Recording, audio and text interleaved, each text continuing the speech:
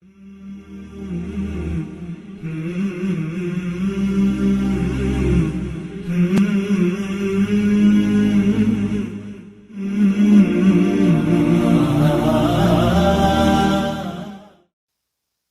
بالله من الشيطان الرجيم. بسم الله الرحمن الرحيم. الحمد لله فاطر السماوات والأرض جاعل الملائكة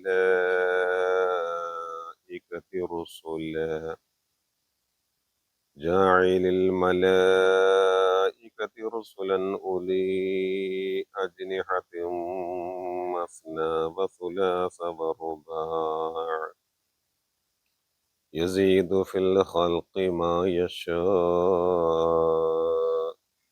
إن الله على كل شيء قدير. ما يفتح الله للناس من رحمة فلا ممسك لها وما يمسك فلا مرسل له من بعده وهو العزيز الحكيم. يا أيها الناس اذكروا نعمة الله عليكم هل من خالق غير الله يرزقكم من السماء والأرض لا إله إلا هو فأنا تؤفكون.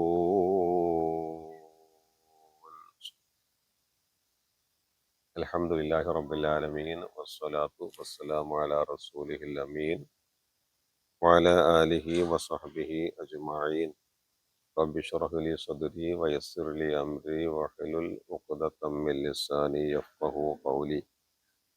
പ്രിയ സഹോദരന്മാരെ, നാം ഇന്ന് നേരത്തെ പറഞ്ഞതുപോലെ 35-ാമത്തെ അധ്യായമായ സൂറത്തു ഫാത്തിറാണ് പഠിക്കുന്നത്. അള്ളാഹു കാര്യങ്ങൾ കൃത്യമായി മനസ്സിലാക്കാനും ഉൾക്കൊള്ളാനും അതനുസരിച്ച് ജീവിക്കാനും മഹാഭാഗ്യം തൗഫീഖ് നൽകി നമ്മെ അനുഗ്രഹിക്കുമാറാവട്ടെ.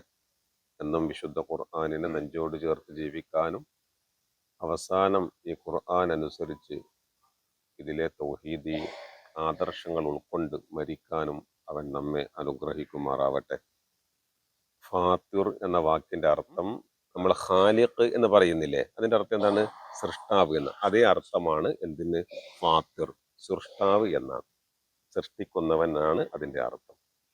നിങ്ങൾ മനസ്സിലാക്കേണ്ട ഒരു കാര്യം, ഈ സൂറത്തു ഫാത്തിർ എന്നാണ് ഇതിന്റെ പേരെങ്കിലും ഇതിന് മറ്റൊരു പേര് കൂടി നമുക്ക് കാണാം. അത് അൽ മലായിക്ക എന്നാണ്. അതാണ് സൂറത്തുൽ മലായിക്ക എന്ന് പറഞ്ഞാൽ അത് ഈ സൂറ തന്നെയാണ്. ഈ അധ്യായത്തിലെ 1-ാമത്തെ ആയത്തിൽ തന്നെ ഫാത്തിർ എന്ന പദം നിങ്ങൾക്ക് കാണാം. അതാണ് ഈ അധ്യായത്തിന്റെ നാമമായി സ്വീകരിച്ചിട്ടുള്ളത്. ഓക്കെ. പിന്നെ ഒരു കാര്യം നമ്മൾ മനസ്സിലാക്കേണ്ടത്, ഈ സൂറത്തിന്റെ സമ്പൂർണമായ അവതരണത്തിന്റെ കാരണം എന്താണ് എന്ന് വ്യക്തമായി പ്രത്യേകം നിർദ്ദേശിച്ചിട്ടില്ല. എന്നാലും അള്ളാഹുവിന്റെ റസൂലിന്റെ ദഅവത്ത് മക്കയിൽ ഒരു മധ്യഘട്ടത്തിലെത്തിയപ്പോൾ അള്ളാഹുവിന്റെ റസൂലിന് അനുഭവിക്കേണ്ടി വന്ന അതിശക്തമായ പീഡനങ്ങൾ, ബഹിഷ്കരണം, ആ ഒരു സന്ദർഭത്തിൽ ഖുറൈശികളുടെ അഥവാ മുശ്രിക്കുകളുടെ അഹങ്കാരത്തിന് മറുപടിയായിക്കൊണ്ടും നബി സല്ലല്ലാഹു അലൈഹി വസല്ലമക്കും സ്വഹാബത്തിനും മുസ്ലിങ്ങൾക്കും ആശ്വാസമായി കൊണ്ടുമാണ് ഈ സൂറ അവതരിച്ചത് എന്ന് മൊത്തത്തിൽ നമുക്ക് അറിയാം. മനസ്സിലായില്ലേ? ഇൻഷാ അല്ലാഹ് നമ്മൾ ഇനി ഇതിലേക്ക് പ്രവേശിക്കുകയാണ്. ആദ്യമായിട്ട് ഒന്നുകൂടി നിങ്ങൾ മനസ്സിലാക്കുക, വിശുദ്ധ ഖുർആനിൽ എത്ര അധ്യായങ്ങളാണുള്ളത്? 114 അല്ലെ? 114 അധ്യായങ്ങളിൽ 5 സൂറകൾ തുടങ്ങുന്നത് അൽഹംദുലില്ലാ എന്ന് പറഞ്ഞിട്ടാണ്. എത്ര? 5. അതൊന്ന് നമുക്കറിയാം. ആദ്യത്തെ അധ്യായം സൂറത്തുൽ ഫാത്തിഹ, അൽഹംദുലില്ലാ. പിന്നെ ഏതാ? സൂറത്തു അൻആം ആണ്, അൽഹംദു കൊണ്ടാ കേട്ടോ, സൂറത്തു അൻആം. 3-ാമത്തത് സൂറത്തുൽ കഹ്ഫ്, വെള്ളിയാഴ്ച നമ്മൾ പാരായണം ചെയ്യുന്ന അൽഹംദുലില്ലാഹില്ലദി. 4-ാമത്തത് നമ്മൾ കഴിഞ്ഞ പഠിച്ച പാഠമാണ്, അത് സൂറത്തു സബ ആണ്. ഇത് ആ ഗണത്തിലെ 5-ാമത്തേതും അവസാനത്തേതുമായ സൂറയാണ് അൽഹംദു കൊണ്ട് തുടങ്ങുന്ന സൂറത്തു ഫാത്തിർ. ഒന്നുകൂടി പറഞ്ഞാൽ സൂറത്തുൽ ഫാത്തിഹ, സൂറത്തു അൻആം, സൂറത്തുൽ കഹ്ഫ്, സൂറത്തു സബ, സൂറത്തുൽ ഖാഫ്. നോക്കോളൂ. ബിസ്മില്ലാഹിർ റഹ്മാനിർ റഹീം. പരമകാരുണ്യകനും കരുണാനിധിയുമായ അള്ളാഹുവിന്റെ നാമത്തിൽ ഈ അധ്യായം, ഏതധ്യായം? സൂറത്ത് ഫാത്തിർ പഠിക്കാൻ നാം ആരംഭിക്കുകയാണ്. അൽഹംദുലില്ലാഹ്. എന്താർത്ഥോ? സർവസ്തുതിയും അള്ളാഹുവിനാണ്.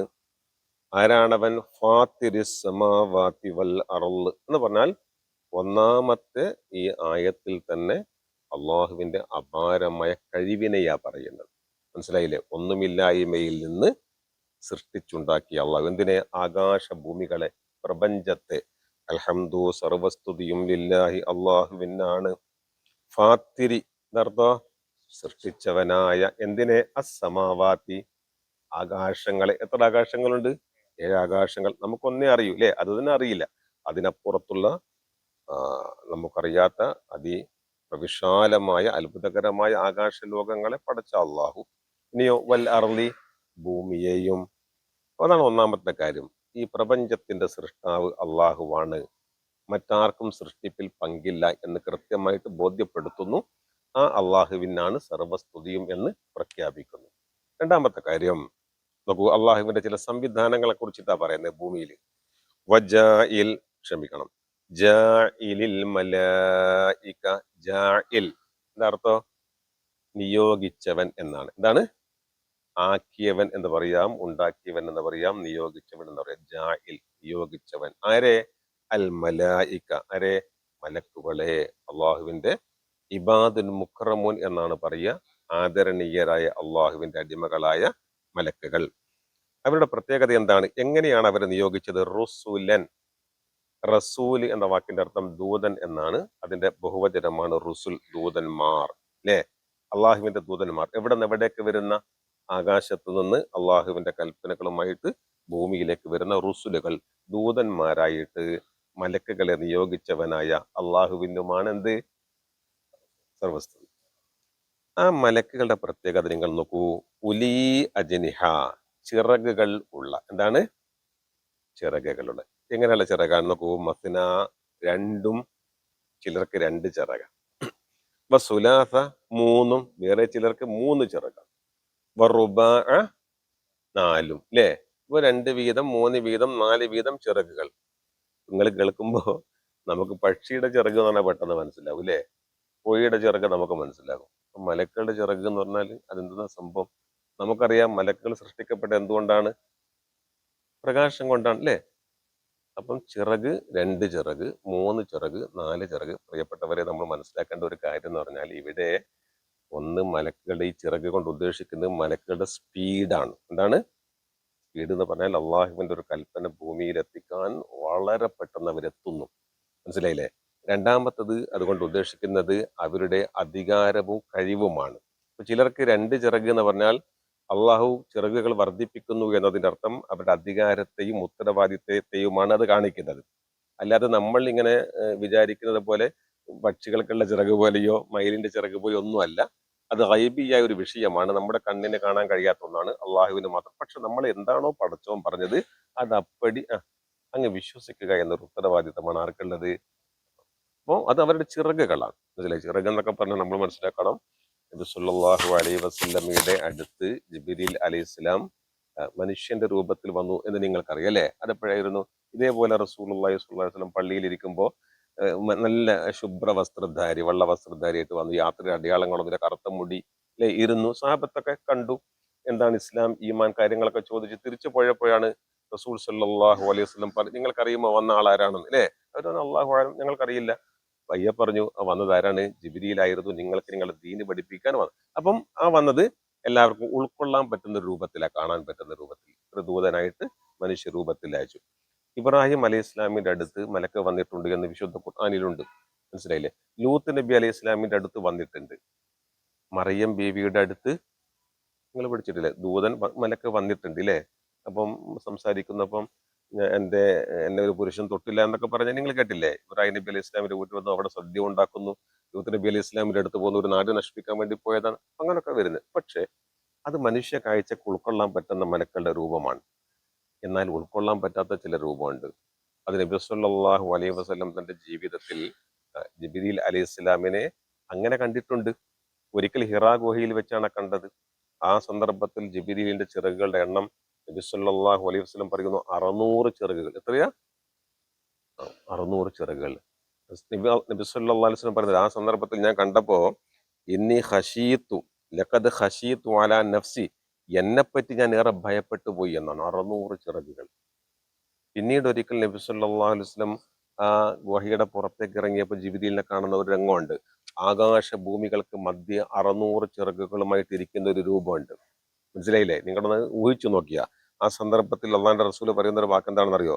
അപ്പൊ ജൂസിഅത്തു മിൻഹു റുഅബൻ, ഞാൻ അങ്ങേയറ്റം ഭയപ്പെട്ടു വിറച്ചു. എന്നിട്ടോ ഹത്ത ഹവൈത്തു ഇലൽ അർളി, ഞാൻ പറ ഭൂമിയിലേക്ക് വീണു പോകുമോ എന്ന് ഭയപ്പെട്ടു വീണുപോയി. ആ പോക്ക് പോയിട്ടാണ് ഖദീജ റളിയല്ലാഹു തആല അൻഹയോട് എന്ത് പറഞ്ഞത്? സമ്മിലൂനിയ ഖദീജ, എന്നെ പുതപ്പിട്ടും. അങ്ങനെ പേടിച്ചു പോയ കാഴ്ചയുണ്ടായിട്ടുണ്ട്. പിന്നെ മിഹ്റാജിന് പോയപ്പോൾ അതേപോലെ കണ്ടിട്ടുണ്ട് 600 ചിറകുകളായിട്ട്. അപ്പൊ ഇതൊക്കെ നമ്മൾ മനസ്സിലാക്കേണ്ടത്, ഈ ചിറകുകൾ എന്നൊക്കെ പറഞ്ഞാൽ അവരുടെ മഹാത്മ്യത്തെ, അവരുടെ ശക്തിയെ, അവരുടെ സ്പീഡിനെ, അധികാരത്തെ, അവരുടെ ഉത്തരവാദിത്വത്തെ ഒക്കെ ബോധ്യപ്പെടുത്താൻ വേണ്ടി പറയുന്ന ചിറകുകളാണ് കേട്ടോ. അപ്പൊ നമുക്ക് എങ്ങനെയാ അതെവിടെ വെച്ചു കൊടുക്കാൻ? പ്രകാശത്താൽ സൃഷ്ടിക്കപ്പെട്ടവർക്ക് ചിറക് എങ്ങനെയെന്നൊക്കെ ആശങ്ക വേണ്ട. നമ്മൾ അതേപോലെ വിശ്വസിക്കുക എന്നതാണ് ഏറ്റവും പ്രധാനമായിട്ടുള്ള കാര്യം. അതോടൊപ്പം നമ്മൾ മനസ്സിലാക്കേണ്ടത്, എന്നാൽ അള്ളാഹുവിന്റെ അധികാരത്തിലോ സ്വാധീനത്തിലോ ഇവർക്ക് യാതൊരു പങ്കുമില്ല എന്ന് നമ്മൾ വളരെ കൃത്യമായിട്ട് മനസ്സിലാക്കണം കേട്ടോ. ഇന്നഹും ഇബാദുൽ മുക്കറമൂൻ എന്നാണ് മലക്കുകളെ പറ്റി പറഞ്ഞത്. അവർ അള്ളാഹുവിന്റെ പറയൂ ആദരണീയായ അടിമകൾ മാത്രമാണ്. ലാ യഅസൂന അല്ലാഹ മാ അമറഹും വയഫ്അലൂന മാ യുഅ്മറൂൻ. ഒരിക്കലും അള്ളാഹുവിന് അവർ എതിർ നിൽക്കില്ല. അള്ളാഹുവിന്റെ ഒരു കൽപ്പനയെ അവർ എന്തില്ല, തിരസ്കരിക്കില്ല. അവരെന്താ ചെയ്യുക? എന്താണോ കൽപ്പിച്ചത് വയഫ്അലൂന മാ യുഅ്മറൂൻ, എന്ത് കൽപ്പിച്ചു അതേപോലെ അനുസരിച്ച് ചെയ്യും. അതാണ് അവരുടെ പ്രകൃതം. അപ്പൊ നമ്മൾ എന്താ പഠിച്ചത്? മലക്കുകളെ ദൂതരായി നിയോഗിച്ച അള്ളാഹുവിനാണ് സ്തുതി. എങ്ങനെയുള്ള മലക്കുകളാ? 2 ചിറകുള്ളവർ. പറയൂ, മസിന വസുലാസ വറുബാ. എന്നിട്ട് അള്ളാഹ് പറയാണ് യസീദു ഫിൽ ഖൽഖി, സൃഷ്ടിപ്പിൽ അവൻ വർദ്ധിപ്പിക്കും. സാദ യസീദു എന്ന വാക്കിന്റെ അർത്ഥം എന്താ? വർദ്ധിപ്പിക്കും. മിം എന്നാണ് മാ യശാഉ, അവൻ ഉദ്ദേശിച്ചതിന് അല്ലെങ്കിൽ അവൻ ഉദ്ദേശിക്കുന്നവർക്ക് എന്ന് പറഞ്ഞാൽ, ചിലപ്പോ നമ്മളിപ്പോ ഖുർആനിൽ എത്ര ചിറകിന്റെ കാര്യമാണ് പറഞ്ഞത്? 2, 3, 4 അല്ലേ? അല്ല, ഇതിനപ്പുറത്തും അള്ളാഹു സൃഷ്ടിപ്പിൽ ചിലർക്ക് കൂടുതൽ കൊടുക്കും എന്നർത്ഥം. അതുകൊണ്ടാണ് നമ്മൾ നേരത്തെ പറഞ്ഞത് 600 പറഞ്ഞു. മനസ്സിലായില്ലേ? ഇനി ഇന്നല്ലാഹ, തീർച്ചയായും അള്ളാഹു, അലാ കുല്ലി ഷൈഇൻ, ഏതൊരു കാര്യത്തിനും അള്ളാഹു ഖദീർ, എന്താണ്? കഴിവ്. അള്ളാഹുവിന്റെ കഴിവിനെ കുറിച്ചാണ്, അപാരമായ ആ പവറിനെ കുറിച്ചാണ് നമ്മൾ ആദ്യത്തെ ആയത്തിൽ പഠിച്ചത്. ഇത് രണ്ടാമത്തത്. മാ യഫ്തഹില്ലാഹു ലിന്നാസി മിർ റഹ്മത്തിൻ ഫലാ മുംസിക ലഹാ വമാ യുംസിക് ഫലാ മുർസില ലഹു മിൻ ബഅദിഹി വഹുവൽ അസീസുൽ ഹകീം. ഒന്നാമത്തിൽ നമ്മൾ പഠിച്ച അള്ളാഹുവിന്റെ കഴിവ്, രണ്ടാമത്തതിൽ നമ്മൾ പഠിക്കുന്ന അള്ളാഹുവിന്റെ പരമാധികാരത്തെ കുറിച്ചാണ്. എന്ന് പറഞ്ഞാൽ എല്ലാ കാര്യങ്ങളും നിയന്ത്രിക്കുന്നവൻ, നൽകുന്നവൻ ആരാണ്? അള്ളാഹുവാണ് എന്നാ പറയുന്നത്. നിങ്ങൾ നോക്കിയാ മാ യഫ്തഹി അല്ലെ? ഫത്തഹ എന്ന് പറഞ്ഞ അർത്ഥം തുറന്നു, യഫ്തഹു തുറക്കുന്നു അല്ലെ? മാ യഫ്തഹില്ലാഹു, അള്ളാഹു തുറക്കുന്നുവെങ്കിൽ, അള്ളാഹു തുറന്നു കൊടുക്കുന്നുവെങ്കിൽ, അല്ലെങ്കിൽ അള്ളാഹു തുറന്നു കൊടുക്കുന്ന ഒന്ന് എന്നാണ് അതിന്റെ വാക്കർത്ഥം. ആർക്ക്? ലിന്നാസി, മനുഷ്യന്മാർക്ക് അള്ളാഹു തുറന്നു കൊടുക്കുകയാണെങ്കിൽ, അല്ലെങ്കിൽ അള്ളാഹു എന്താണോ തുറന്നു കൊടുക്കുന്നത്, മിർ റഹ്മത്തിൻ, അവന്റെ എന്തിൽ നിന്നാ? അവന്റെ കാരുണ്യത്തിൽ നിന്ന്, കാരുണ്യത്തിന്റെ കവാടത്തിൽ നിന്ന് എന്താണോ അള്ളാഹു തുറക്കുന്നത്, അങ്ങനെ അള്ളാഹു ഒരാൾക്ക് ഒരു കാരുണ്യം കൊടുക്കാൻ ഉദ്ദേശിച്ചാൽ എന്താണ്? ഫലാ മുംസിക ലഹ, അത് പിടിച്ചു വെക്കുന്നവൻ ഇല്ല. അംസക്ക എന്ന് പറഞ്ഞാൽ പിടിച്ചു വെച്ചു എന്നാ കേട്ടോ. യുംസിക്കു, പിടിച്ചു വെക്കുക. മുംസിക് എന്ന് പറഞ്ഞാൽ എന്താ അർത്ഥം? ഇസ്മു ഫായിൽ, പിടിച്ചു വെക്കുന്നവൻ. അള്ളാഹു ഒരാൾക്ക് ഒരു നന്മ ചെയ്യാൻ ഉദ്ദേശിച്ചാൽ, അല്ല ഒരു തിന്മ ചെയ്യാൻ ഉദ്ദേശിച്ചാലും അത് പിടിച്ചു വെക്കാൻ. നമ്മൾ ഇന്നും നമസ്കരിച്ചുകൂടെ പറഞ്ഞൊരു വാക്ക് എന്താണ്? ഒരു ദിക്ർ എന്താണ്? അല്ലാഹുമ്മ, പറഞ്ഞോളൂ, ലാ മാനിയ ലിമാ അഅ്തൈത വലാ മുഅ്തിയ ലിമാ മനഅത, അല്ലേ? അല്ലാഹുവേ, ലാ മാനിയ, തടുക്കുന്നവൻ, മുടക്കുന്നവനില്ല. എന്ത്? ലിമാ അഅ്തൈത, നീ കൊടുത്തത് കൊടുക്കുന്നത് തടുക്കുന്നവൻ ആരുമില്ല. അള്ളാഹ് തരുന്നത് ആർക്കും തടുക്കാൻ കഴിയാ. വലാ മുഅ്തിയ, പറ, കൊടുക്കുന്നവനുമില്ല, ലിമാ മനഅത നീ തടഞ്ഞത് കൊടുക്കുന്നവനുമില്ല. വലാ യൻഫഉദൽ ജദ് മിങ്കൽ ജദ്, എത്ര ഐശ്വര്യമുള്ളവൻ സമ്പന്നനാവട്ടെ, അവന്റെ സമ്പത്ത് കൊണ്ട് പടച്ചോന്റെ അടുത്തൊരു പ്രയോജനവും ലഭിക്കാൻ പോകുന്നില്ല എന്നാണ് അതിന്റെ ചുരുക്കം. മനസ്സിലായില്ലേ? ഇബ്നു അബ്ബാസ് റളിയല്ലാഹു തആല അൻഹു കുഞ്ഞായിരിക്കുമ്പോൾ റസൂലുള്ളാഹി വിളിച്ചു, മോനെ നിന്നെ കുറച്ച് കാര്യങ്ങൾ ഞാൻ പഠിപ്പിച്ചു തരികയാണ്, മനസ്സിലായില്ലേ?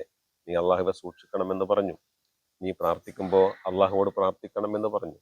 നീ വല്ല സഹായവും തേടുകയാണെങ്കിൽ നീ ആരോട് സഹായം തേടണം? അള്ളാഹുവോട് മാത്രം. എന്നിട്ട് നബി സല്ലല്ലാഹു അലൈഹി വസല്ലം കുട്ടിയോട് പറയുന്നുണ്ട്, ഈ ഭൂമുഖത്തുള്ള മുഴുവൻ ആളുകളും ഒരു നന്മ, നിനക്കൊരു നന്മ ചെയ്യാൻ വേണ്ടി ഒരുമിച്ച് കൂടിയാൽ, മനസ്സിലായില്ലേ, എന്താണോ അള്ളാഹു നിനക്ക് വിധിച്ചത് അതല്ലാതെ അതിനപ്പുറത്തൊന്നും ചെയ്യാൻ അവർക്ക് കഴിയില്ല. ഇനി അള്ളാഹ് ഒരു ഷർറാണ് നിനക്ക് വിധിക്കുന്നത്, അല്ല, നിനക്കൊരു അപകടം വരുത്താനാണ്, ഒരു ഉപദ്രവം വരുത്താനാണ് മുഴുവൻ ആളുകളും ഒരുമിച്ച് കൂടുന്നതെങ്കിൽ അള്ളാഹ് ഉദ്ദേശിച്ചതല്ലാതെ നിനക്ക് വരുത്താൻ സാധ്യമല്ല എന്ന തവക്കുലിന്റെ ഉജ്ജ്വലമായ ഒരു പാഠം. ഇല്ലേ? അള്ളാഹു മാത്രമാണ് എല്ലാം, അവനിലാണ് പ്രതീക്ഷ വെക്കേണ്ടത്, അവനാണ് സഹായത്തിന്റെ കേന്ദ്രം, അല്ലേ എന്ന ആ തൗഹീദി പാഠമാണ് ഇത് നൽകുന്നത്. അപ്പൊ അള്ളാഹു റഹ്മത്തിന്റെ ഒരു കവാടം ഒരാൾക്ക് തുറന്നു കൊടുത്താൽ, അല്ലെങ്കിൽ ഒരു നന്മ ഒരാൾക്ക് ചെയ്യാൻ ഉദ്ദേശിച്ചാൽ, ഫലാ മുംസിക ലഹ, അത് പിടിച്ചു വെക്കുന്നവൻ പറയൂ ഇല്ല, അല്ലേ? ഫലാ മുംസിക ലഹ, അത് പിടിച്ചു വെക്കുന്നവൻ ഇല്ല. ഇനി വമായുംസിക്, ഇനി അള്ളാഹു പിടിച്ചു വെച്ചാലോ, കൊടുക്കണ്ട എന്ന് പടച്ചോൻ ഉദ്ദേശിച്ചാലോ, കൂടുതൽ വിശദീകരണം വേണ്ടിയില്ല, നിങ്ങൾക്ക് അറിയാലോ അല്ലേ? അള്ളാഹ് കൊടുക്കുന്നില്ലാലോ, അള്ളാഹ് പിടിച്ചു വെച്ചാലോ, ഫലാ മുർസില ലഹു, ഫലാ മുർസില, അത് വിട്ടുകൊടുക്കുന്നവനുമില്ല. അർസല അയച്ചു എന്നാണ്, മുർസിൽ അയക്കുന്നവൻ, വിട്ടുകൊടുക്കുന്നവൻ, കൊടുക്കുന്നവൻ എന്ന വാക്കർത്ഥം. അപ്പൊ ഫലാ മുർസില ലഹു, അത് വിട്ടുകൊടുക്കുന്നവനുമില്ല, മിൻ ബഅദിഹി, അതിന് ശേഷം, അല്ലെങ്കിൽ അവന് ശേഷം. അള്ളാഹ് എന്താണോ പിടിച്ചു വെച്ചത്, അല്ലേ, ആ പിടിച്ചു വെച്ചതിന് ശേഷം അത് കൊടുക്കാൻ ആർക്കോ കഴിയോ? അല്ല. അള്ളാഹ് എന്താണോ പിടിച്ചു വെച്ചത് അള്ളാഹുവിന് ശേഷം അത് കൊടുക്കാൻ മറ്റാർക്കോ കഴിയോ? കഴിയില്ല. അള്ളാഹു നൽകുന്നതാണ് കിട്ടുക, അള്ളാഹു മുടക്കുന്നതാണ് കിട്ടാതിരിക്കുക. മറ്റൊരു ശക്തിക്കോ വ്യക്തിക്കോ ആ സൃഷ്ടിക്കോ അള്ളാഹ് ആ തടഞ്ഞത് കൊടുക്കാനോ കൊടുക്കുന്നത് തടയാനോ കഴിയില്ല എന്നാണ് ഇപ്പൊ നാം ഈ പഠിച്ചത്. ഇനി വഹുവൽ അസീസുൽ ഹകീം, ആ അള്ളാഹു ആരാണ്? അസീസ്, പ്രതാപിയാണ്. ഇതാണ് അസീസ് എന്ന വാക്കിനർത്ഥം. സഹോദരന്മാരെ, ഒരു മനുഷ്യനും തോൽപ്പിക്കാൻ കഴിയാത്ത ആളാണ് ആര്? അത്രയും പ്രതാപശാലിയാണ് ആര്? അള്ളാഹ് അസീസ്. കേട്ടോ, നമ്മൾ വെറുതെ അസീസ് എന്ന് അങ്ങനെ വിളിക്കാൻ പറ്റും. അബ്ദുൽ അസീസ് എന്നാണ് നമ്മൾ വിളിക്കേണ്ടത് പേര്. അസീസ് എന്നാകുമ്പോ നോബഡി ക്യാൻ ബീറ്റ്, ഒരാൾക്കും തോൽപ്പിക്കാൻ കഴിയാത്ത ആളാണ് അസീസ്. അള്ളാഹു അജയ്യനാണ്, മനസ്സിലായില്ലേ? മാത്രമല്ല അവൻ അൽ ഹക്കീം കൂടിയാണ്. എന്താണ്? അഗാധ ജ്ഞാനിയാണ്, അഗാധ ജ്ഞാനമുള്ളവനാണ് അള്ളാഹു. ആ അള്ളാഹു നൽകുന്നതേ ലഭിക്കൂ, അവൻ മുടക്കിയത് തരാൻ മറ്റാർക്കും സാധ്യമല്ല എന്നുകൂടി നമ്മൾ മനസ്സിലാക്കി. അള്ളാഹുവിന്റെ കഴിവാണ്, അള്ളാഹുവിന്റെ പരമാധികാരമാണ് ഇവിടെ നമ്മൾ മനസ്സിലാക്കിയത്. ഒരൊറ്റ ആയത്ത് കൂടി, യാ അയ്യുഹന്നാസു ഉസ്കുറൂ നിഅമത്തല്ലാഹി അലൈക്കും ഹൽ മിൻ ഖാലിഖിൻ ഗൈറുല്ലാഹി യർസുഖുക്കും മിനസ് സമാഇ വൽ അർദ് ലാ ഇലാഹ ഇല്ലാ ഹു ഫഅന്നാ തുഫകൂൻ. എന്തുകൊണ്ടാണ് നാം അള്ളാഹുവിനെ ആരാധിക്കണം എന്ന് പറയുന്നത്? അതിന്റെ യുക്തി ഇതാണ്. ഇപ്പൊ യാ അയ്യുഹന്നാസ്, മുഅ്മിനീങ്ങളെ എന്നല്ല ഇവിടെ വിളിക്കുന്നത്, സർവ്വ മനുഷ്യരെയും വിളിച്ചിട്ട് അള്ളാഹു ചോദിക്കുന്ന ഒരു ചോദ്യമാണ്, അള്ളാഹ് പറയുന്ന ഒരു കാര്യമാണ്. എന്താണ്? ഓ ജനങ്ങളെ, ഉദ്കുറു, നിങ്ങൾ ഓർക്കൂ. എന്തിനെ? നിഅമത്തല്ലാഹി, അള്ളാഹുവിന്റെ അനുഗ്രഹത്തെ, അലൈക്കും, നിങ്ങളുടെ മേൽ അവൻ ചെയ്ത അനുഗ്രഹത്തെ നിങ്ങൾ എപ്പോഴും ഓർക്കും, ഇല്ലേ? അനുഗ്രഹം ഒന്നും വേണ്ടിട്ടോ, നിങ്ങളൊരു കണ്ണിനെ ഓർത്താൽ മതി, കണ്ണ്. മനസ്സിലായില്ലേ? ഇന്നലെ എൻ്റെ ഒരു സുഹൃത്തുണ്ടല്ലോ, അദ്ദേഹത്തിന് ചെറിയൊരു ഭക്ഷണം ബുദ്ധിമുട്ട്, ഒന്ന് ടെസ്റ്റ് ചെയ്ത് റിസൾട്ട് വന്ന് ക്യാൻസർ ആണ് കേട്ടോ. ആദ്യത്തെ ടെസ്റ്റ് ലെൻസിനാണ് കേട്ടോ, ഉള്ളി. ആദ്യത്തെ ടെസ്റ്റ് 25,000 ഒരു ടെസ്റ്റിന് കേട്ടോ. അത് കഴിഞ്ഞ ഓപ്പറേഷൻ സ്പ്രെഡിങ് ഇല്ലെങ്കിൽ 10 ലക്ഷം. ഒന്നുമില്ല, ഒരു പാവപ്പെട്ടുകാരോ, നമ്മളിപ്പോഴത്തെ ചെറുപ്പക്കാരൻ. വളരെ പെട്ടെന്നാണ് ഇതൊക്കെ, മനസ്സിലായില്ലേ? നമ്മളെ ആരോഗ്യം, നമ്മുടെ കൈകാലുകൾ, നമ്മുടെ കണ്ണ്, കാത്, ഇതൊക്കെ എവിടെങ്കിലും ഒരു കോച്ചില്ലേ, ചെറിയ കുഞ്ഞിന്റെ മൂക്കിൽ ഒരു ദശ അടിച്ചാൽ മതി, 50,000 റുപ്യ ഓപ്പറേഷൻ ചെയ്യാമാണ്. അള്ളാഹു തല കാത്തുരക്ഷിക്കുമാറാവട്ടെ. രോഗമാണ് ഏറ്റവും വലിയ പരീക്ഷണം കേട്ടോ ഈ കാലഘട്ടത്തിൽ. 40 ലക്ഷം, 10 ലക്ഷം നമ്മളുടെ ബാങ്കിൽ അക്കൗണ്ടിലുണ്ട്, ചിലപ്പോൾ 50 ലക്ഷം ഒക്കെ ഉണ്ടാവും. ഒരു ടെസ്റ്റിനില്ല അത്. അള്ളാഹു കാത്തുരക്ഷിക്കുമാറാവട്ടെ. നമ്മളിപ്പോൾ ആരോഗ്യാവസ്ഥയിൽ എപ്പോഴും നമ്മൾ പ്രാർത്ഥിക്കണം അള്ളാഹുവോട്, പടച്ചോനെ താങ്ങാൻ കഴിയാത്ത പരീക്ഷണങ്ങൾ രോഗത്തിന്റെ വിധത്തിൽ, അപകടത്തിന്റെ രൂപത്തിൽ നീ നൽകില്ല എന്ന് പ്രാർത്ഥിച്ചുകൊണ്ടേയിരിക്കണം. എത്ര അനുഗ്രഹമാണ് നമുക്കുള്ളത്, അല്ലേ? അല്ലേ? അപ്പം അത് നമ്മൾ വിശദീകരിക്കുക. യാ അയ്യുഹന്നാസ് ഉദ്കുറൂ നിഅമത്തല്ലാഹി അലൈക്കും, അള്ളാഹു നിങ്ങളുടെ മേൽ നൽകിയ അനുഗ്രഹങ്ങളെ നിങ്ങൾ ഓർക്കൂ. എന്നിട്ട് ഒരു ചോദ്യമാണ്, ഹൽ മിൻ ഖാലിഖിൻ ഹൽ മിൻ ഖാലിഖിൻ ഗൈറുല്ലാഹി, അള്ളാഹു അല്ലാത്തൊരു ഖാലിഖ് നിങ്ങൾക്കുണ്ടോ? പടച്ചോനല്ലാത്ത വേറെ സൃഷ്ടാവുണ്ടോ? ഉണ്ടോ? ഇല്ലല്ലോ. അവനെന്താ ചെയ്യുന്നത്? യർസുക്കും, അവനാണ് നിങ്ങൾക്ക് അന്നം തരുന്നത്. മിനസ്സമായി, ആകാശത്തുനിന്ന് പഴവും ചോറും വീകല അല്ല, മഴ ഇറക്കും അല്ലേ. ഇപ്പം ഭൂമിയിൽ സസ്യലതാദികൾ ഉണ്ടാകും അല്ലേ, കാർഷിക വിളകൾ ഉണ്ടാകും, ഉൽപ്പന്നങ്ങൾ ഉണ്ടാകും, നമ്മളത് കഴിക്കും. ലോകത്തെങ്ങനെയാണ് അതിന്റെ സംവിധാനം? വല്ലർലി, ഭൂമിയിൽ നിന്നും ആകാശത്തു നിന്നും നിങ്ങൾക്ക് അന്നം തരുന്നവൻ അവനല്ലേ അല്ലേ. അവനല്ലാത്ത വേറെ ഇലാഹ് നിങ്ങൾക്കുണ്ടോ? ഇല്ല. ലാ ഇലാഹ ഇല്ലാഹു, അവനല്ലാത്ത ഒരു ഇലാഹില്ലല്ലോ. എന്നിട്ടും അന്ന, എങ്ങനെയാണ് നിങ്ങൾ ഇങ്ങനെ തെറ്റിക്കപ്പെടുന്നത്, നിങ്ങൾ ഇങ്ങനെ വ്യതിചലിച്ചു പോകുന്നത് എന്തുകൊണ്ടാണ്? നിങ്ങളുടെ കോമൺ സെൻസ് കൊണ്ട് ചിന്തിച്ചാൽ മനസ്സിലാക്കുന്ന കാര്യമല്ലേ. ഈ കഴിക്കുന്ന ഭക്ഷണം അല്ലേ, അത് എവിടുന്നാ ലഭിക്കുന്നത്? ഏറ്റവും പ്രധാനമായിട്ടുള്ള വെള്ളം, അതുപോലെ തന്നെ ഭക്ഷണം, നമ്മുടെ വായു തരുന്നവനാരാ? ഈ റബ്ബാണ് തരുന്നതെങ്കിൽ പിന്നെ ആ റബ്ബിനെ അല്ലാതെ മറ്റൊരാളോട് എങ്ങനെ പ്രാർത്ഥിക്കാൻ കഴിയും അല്ലേ? മറ്റൊരാളുടെ പേരിൽ നമുക്ക് എങ്ങനെ പിന്നെ സത്യം ചെയ്യാൻ പറ്റും ഏ? അവനല്ലാത്തവന്റെ പേര് വിളിച്ചിട്ട് എങ്ങനെ ഈ പ്രയാസഘട്ടത്തിൽ പ്രാർത്ഥിക്കാൻ കഴിയും? അതുകൊണ്ട് നിങ്ങൾ ഒരിക്കലും തെറ്റിപ്പോകേണ്ടതില്ല. നിങ്ങളുടെ നിത്യജീവിതത്തിന് ആവശ്യമായ, നിങ്ങൾ ഏറ്റവും പ്രധാനമായിട്ടുള്ള നിങ്ങളുടെ വെള്ളം, നിങ്ങളുടെ ഭക്ഷണം, നിങ്ങളുടെ വായു തരുന്ന അള്ളാഹു, ആ അള്ളാഹുവിന് തന്നെയാണ് നിങ്ങളുടെ ഇബാദത്തും പോകേണ്ടത് എന്ന മനുഷ്യന്റെ ഉത്തരവാദിത്വം അല്ലേ. അള്ളാഹുവിനെ മാത്രം ആരാധിക്കണം എന്ന തൗഹീദിന്റെ ആ സന്ദേശം കൂടി ഈ ആയത്തിൽ ഉൾക്കൊണ്ടിരിക്കുന്നു എന്നുകൂടി നമ്മൾ മനസ്സിലാക്കുക. അള്ളാഹു കൂടുതൽ മനസ്സിലാക്കാനും പഠിക്കാനും നമുക്ക് തൗഫീക്ക് ചെയ്യുമാറാവട്ടെ. ഒരു ക്ലാസ് കൂടി എടുക്കാനാവില്ല അടുത്ത ചൊവ്വാഴ്ച ഇൻഷാ അല്ലാഹ്. ഏതായിരുന്നാലും നമ്മൾ റമദാനിലേക്ക് പ്രവേശിക്കുകയാണ്. ആ റമദാനിന്റെ ഉമ്മറപ്പടിയിൽ വെച്ച് അള്ളാഹു നമ്മുടെ റൂഹ് പഠിക്കാതിരിക്കട്ടെ. ആ റമദാനിൽ എത്തിച്ചേരാനും ആഫിയത്തോടു കൂടി നോമ്പുകൾ നോൽക്കാനും തറാവീഹ് നിസ്കരിക്കാനും ഖിയാമുൽ പങ്കെടുക്കാനും ആത്മാർത്ഥമായി ദുആ ചെയ്ത് പാപം പൊറുപ്പിക്കുവാനുമുള്ള മഹാഭാഗ്യം അള്ളാഹു നമുക്ക് ഏവർക്കും നൽകുമാറാവട്ടെ. അള്ളാഹുവെ, നീ ഞങ്ങളുടെ പാപങ്ങൾ പൊറുക്കണമേ. അള്ളാഹുവെ, മരണപ്പെട്ടു പോയ ഞങ്ങളുടെ പ്രിയപ്പെട്ട മാതാപിതാക്കൾ, ഉറ്റവർ, ഉടയവർ, അവരുടെ ആഹാരം നീ നന്നാക്കി കൊടുക്കണമേ റഹ്മാനെ. ഖബറുകൾ വെളിച്ചമാക്കണമേ റഹ്മാനെ. ഇതുപോലെയുള്ള ക്ലാസ്സുകളിൽ പ്രാർത്ഥിക്കാൻ പലരും നാട്ടിൽ നിന്ന് വിളിക്കും. പലരും ക്യാൻസർ ബാധിതരാണ്, കിഡ്നി പോയവരാണ്, സ്ട്രോക്ക് വന്നവരാണ്, ദുരന്തങ്ങളിൽപ്പെട്ടവരാണ്. എല്ലാവർക്കും നീ ശിഫ നൽകണമേ റഹ്മാനെ, ആഫിയത്ത് നൽകണമേ റഹ്മാനെ. നേരത്തെ പറഞ്ഞ സഹോദരൻ പ്രത്യേകം പ്രാർത്ഥിക്കാൻ പറഞ്ഞിട്ടുണ്ട്. അള്ളാഹു അദ്ദേഹത്തിന്റെ വിഷയം നീ എളുപ്പമാക്കണമേ റഹ്മാനെ. സന്തോഷകരമായ ജീവിതത്തിലേക്ക് തിരിച്ചു വരാൻ നീ തൗഫീഖ് ചെയ്യണമേ അള്ളാഹ്. താങ്ങാവുന്നതിനപ്പുറത്തൊന്നും നൽകി ഞങ്ങളെ നീ പരീക്ഷിക്കല്ലേ റഹ്മാനെ. ഞങ്ങൾ പാവങ്ങളാണ് അള്ളാഹുവെ, ഞങ്ങൾ സാധുക്കളാണ് റഹ്മാനെ, നീ സഹായിക്കണമേ റഹ്മാനെ. അതുപോലെ ഒരുപാട് നിരപരാധികളായ ആളുകൾ, ആയിരക്കണക്കിന് നിരപരാധികൾ, അവരുടെ ജീവിതം ജയിലുകളിൽ ഹോമിക്കപ്പെടുകയാണ്, നിരപരാധികളാണ്. അവർക്കെല്ലാം നീ മോചനം നൽകണമേ റഹ്മാനെ. ഈ വിശുദ്ധ മാസം സുഖമായി നോമ്പ് നിൽക്കാനും, അതുപോലെ നിന്നെ ഓർക്കാനും, നിനക്ക് വേണ്ടി ആരാധിക്കാനും തോപ ചെയ്യാനും ഞങ്ങൾക്കും അവർക്കും ഒക്കെ നീ മഹാഭാഗ്യം നൽകണമേ റഹ്മാനെ. اللهم اغفر للمؤمنين والمؤمنات والمسلمين والمسلمات. ربنا آتنا في الدنيا حسنة وفي الآخرة حسنة وقنا عذاب النار. وصلى الله على محمد وآله وصحبه وسلم. سبحانك اللهم وبحمدك أشهد أن لا إله إلا أنت أستغفرك وأتوب إليك. السلام عليكم ورحمة الله وبركاته.